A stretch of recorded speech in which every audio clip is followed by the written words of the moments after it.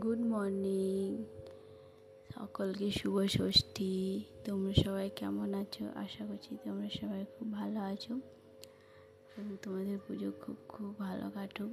তো আমার চ্যানেলে তোমাদের সকলকে স্বাগত। তো আজকে ষষ্ঠী এবং আজকে তার সাথে রবিবারও। তো আমার ছেলেও আজকে ঘরে আছে আর হাজব্যান্ডও আজকে ঘরে আছে। তো সেই ভাবলাম সকাল সকাল ব্রেকফাস্টটা বানিয়ে নেওয়া যাক।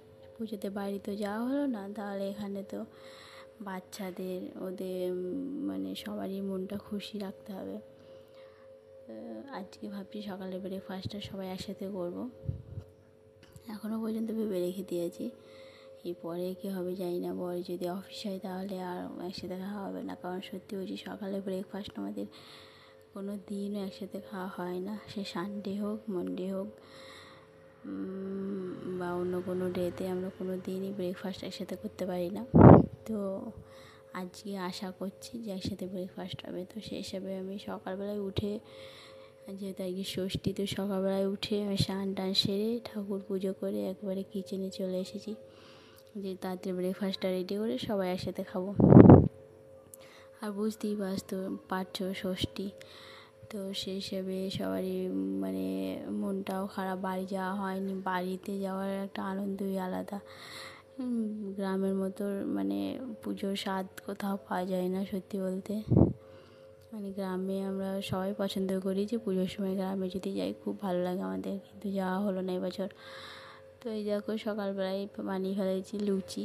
সকালে ব্রেকফাস্টে লুচি বেনে গেছে এবং বিনস আলু একটা সবজি বানিয়েছি। তো সবাই মিলে একসাথে ব্রেকফাস্ট করলাম, খুব ভালো লাগলো। অনেক দিন পর সবাই একসাথে ব্রেকফাস্ট করলাম। পুজোতে যাওয়া হয়নি ঠিক আছে, কিন্তু সবাই যদি এরকম করে মানে বাইরের থেকেও যদি সবাই একসাথে থাকা যায় তাহলেও কিন্তু খুব ভালো লাগে।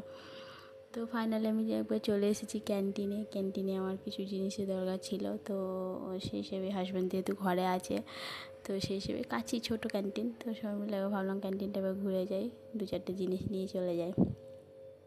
আর বাইরে না প্রচণ্ড রোদ, আর মানে এত রোদ, ভীষণ ভীষণ রোদ। বৃষ্টি হয়নি কদিন, কিন্তু রোদের ভাবটা খুব। তো দুপুরে ভাবলাম যে কি বানাবো, আজকে সানডে আছে। তো সেই হিসেবে হাজব্যান্ড নিয়ে চলে এসেছে চিকেন। তো আজকে দুপুরে চিকেন হবে, সিম্পল সবজি। আর ভাবছি যে একটু শাক করব, অনেক দিন ধরে শাক খাওয়া হয়নি। তো পুজো গন্ধ আছে এদিকে, মানে সব কিছু বানিয়ে খেতে ইচ্ছাও করছে, আবার বানাতে ইচ্ছাও করছে না, এরকম মনে হচ্ছে। মানে কীরকম একটা মনে হচ্ছে যে বাড়ি যেতাম। মানে আমার এরকমই, আমার মনটা মানে দুধিতা বোধ করে সবসময়। আর এই যে বড় ছেলে, ও কিন্তু পড়তে বসে গেছে, মানে ওর এক্সাম কন্টিনিউ চলছে। তো সেই হিসেবে ও পুজো ছুটি হোক যাই হোক, একটু মানে ফ্রি টাইম পায় না, সবসময় ও পড়ার মধ্যে থাকে।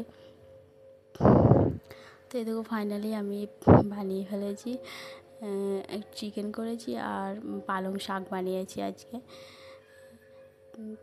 মানে একদম সিম্পল তরকারি। তো বৈকালবেলায় এরকম প্ল্যানিং ছিল না, মানে এরকম প্ল্যানিং ছিল না যে আমরা শপিং করতে যাব, কারণ আগে আমাদের শপিং হয়নি। তো ভাবলাম যখন সবাই ও ঘরেই আছে, তো চলো সবাই মিলে বাচ্চাগুলোর জন্য একটু মানে শপিং করে নিয়ে আসি, ওদের 2-4টে জামা কাপড় কিনে নিয়ে আসি। তো সেই হিসেবে আমরা সবাই মিলে বেরিয়ে গেছি ওদের 2-4টে জামা কাপড় কেনার জন্য, কারণ পুচকুটার শরীর খারাপ ছিল। তো সেই হিসাবে তখন শপিং করা হয়নি। তার আগে আমাদের এরকম ভাবনা চিন্তা ছিল যে ওদের জন্য 2-4টে জামা কাপড় নিয়ে চলে আসবো।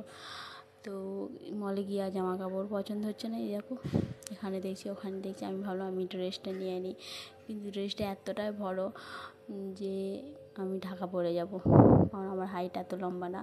তো সেই হিসেবে রেখে দিলাম। দামটা রেঞ্জের মধ্যেই ছিল এবং দেখতে খুব সুন্দর লাগছিলো। আমার জন্য 2-4টে দেখলাম। তারপর এই যে পুচকুটার জন্য জুতো নেব, ও একদম রূপো মানে জুতো দেখে নিজেই বসে পড়েছে যে এই জুতোটা ও নেবে। মানে ওকে বাইরে নিয়ে এলে কোনো সমস্যা না, জাস্ট খেলবে ঘুরবে।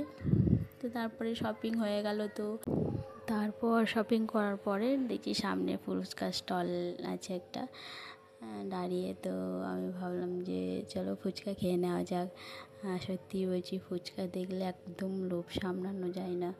মানে এটা মনে হয় সব মেয়েদের মধ্যেই এই জিনিসটা থাকে, মানে ফুচকাটা ছাড়া যাবে না, আর যা কিছু ছেড়ে দেওয়া যাক, রাত্রে খাবার খাবো না সেও ঠিক আছে, অন্য অনেক খাবার ত্যাগ করবো সেও ঠিক আছে, কিন্তু ফুচকাটা একদম অ্যাভয়েড করা যাবে না। আর সত্যি ওই ফুচকা খেতে খুব ভালো লাগে।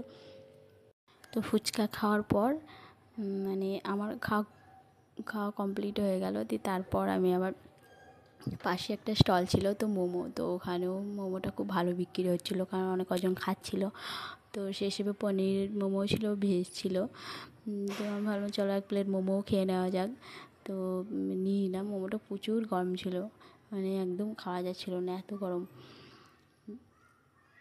আর আশেপাশে যারা খাচ্ছিলো তারা সবাই, মানে সবাইকে দেখে আমি ভাবলাম তাহলে মোমোটা টেস্টি হবে। তা সত্যিই মোমোটা টেস্টি ছিল। হোয়াইট চাটনি দিয়েছিলো আর তার সাথে রেড চাটনি। তো দুটোই খেতে, মানে ওই দুটো চাটনি দিয়ে মোমোটা খেতে ব্যাপক লাগছিলো খেতে। তো যথারীতি আমরা বাইরেই পুরো, মানে আমি আর আমার ছেলে আমরা বাইরেই খাওয়া দাওয়া করে চলে এসেছি।